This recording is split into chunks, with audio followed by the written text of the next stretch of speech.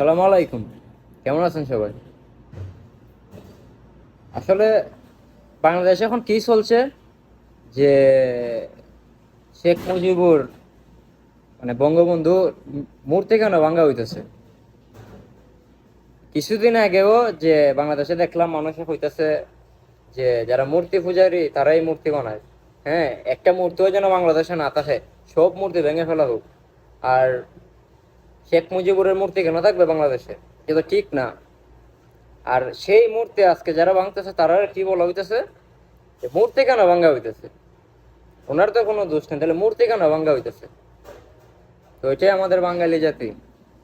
হুম, এটাই হচ্ছে আমাদের বাঙালি জাতি। ভালো কারো সহ্য হয় না, ঠিক আছে না আমার ভাই?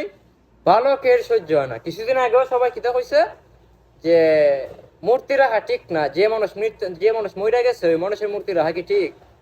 আর এখন যারা মূর্তি ভাঙতেছে, হ্যাঁ, এখন হইতেছে কি মূর্তি কেন ভাঙ্গা হইতেছে?